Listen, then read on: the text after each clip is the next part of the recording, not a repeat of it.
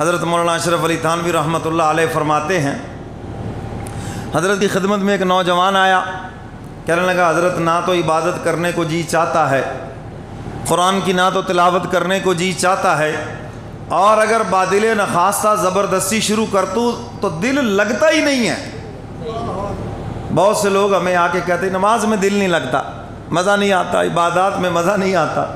میں نے کہا نہ مزہ آئے پھر بھی کرنا ہے، مزے کے لیے تھوڑی کرنا ہے، ہم نے تو اللہ کا حکم پورا کرنا ہے۔ سمجھ آئیے بات کہ نہیں؟ نہ مزہ آئے پھر بھی کرو، ڈبل اجر ملے گا۔ دل مان نہیں رہا تھا پھر اللہ کے حکم کو پورا کیا، حکم پورا کرنے کا ثواب الگ، اور جو دل نہیں مان رہا تھا اپنے آپ کے اوپر جبر کر کے اللہ کے حکم کو پورا کیا، اس کا ثواب الگ ملے گا، تو ڈبل ثواب ہو گیا۔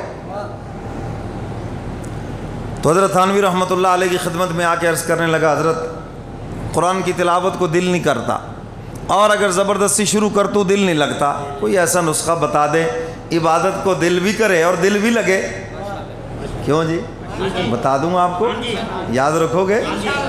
حضرت نے فرمایا آج کے بعد جب قرآن کی تلاوت کرو تو یہ یقین کر لو میں تلاوت کر رہا ہوں، اللہ میاں سامنے بیٹھے سن رہے ہیں۔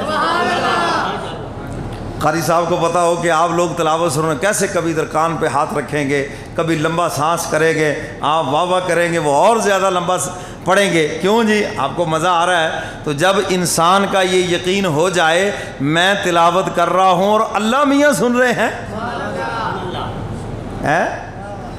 حضرت ابی بن کعب رضی اللہ تعالیٰ عنہ صحابی رسول ہیں، قرآن کی تلاوت کر رہے ہیں، مسجد نبوی میں حضور قریب سے گزرے تو بہت خوبصورت قرآن پڑھتے تھے، تو حضور کھڑے ہو گئے اور تلاوت سننے لگے۔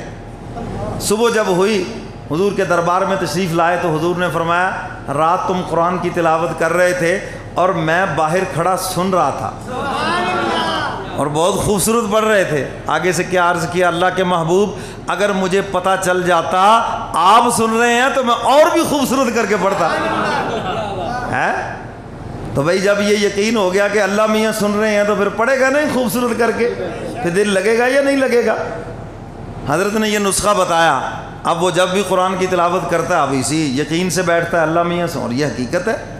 کچھ دنوں کے بعد ملاقات ہوئی، فرمایا ہاں بھائی، کہنے لگا حضرت تلاوت شروع کرنا تو یاد ہے، ختم کرنا تو یاد ہی نہیں رہتا، بس آنسو برستے رہتے ہیں اور میں قرآن کی تلاوت میں مصروف رہتا ہوں۔ کوئی پکڑ کے ہی بتاتا ہے کہ بھائی بڑی دیر ہو گئی، اب جو ہے اور بھی کوئی کام کر لو، یا اذان ہو گئی یا نماز پڑھ لو، ورنہ ایسا اب دل لگا ہے کہ جب تلاوت شروع کرتا ہوں ختم کرنے کو جی نہیں چاہتا۔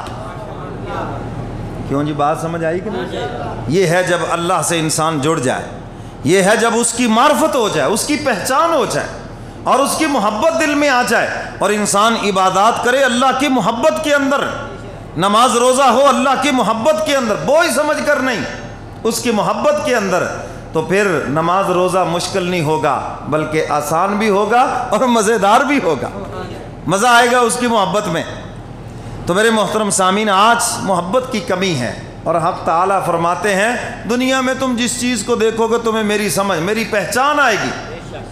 اس کے لیے کوئی عالم ہونا ضروری نہیں ہے، اس کے لیے کوئی فلسفی اور منطقی ہونا ضروری نہیں ہے، فرمایا اس کے لیے کوئی بہت عقل والا ہونا ضروری نہیں ہے۔ میں جس چیز کو بھی دیکھو، جیسی تمہاری عقل ہے، جس چیز کو پرکھو گے دیکھو گے اس زاویے سے یہ کس نے بنائی ہے، کس کے حکم سے ہے، تو حق تعالیٰ فرماتے ہیں فوراً میری سمجھ آ جائے گی، فوراً سمجھ آ جائے گی میری تمہیں۔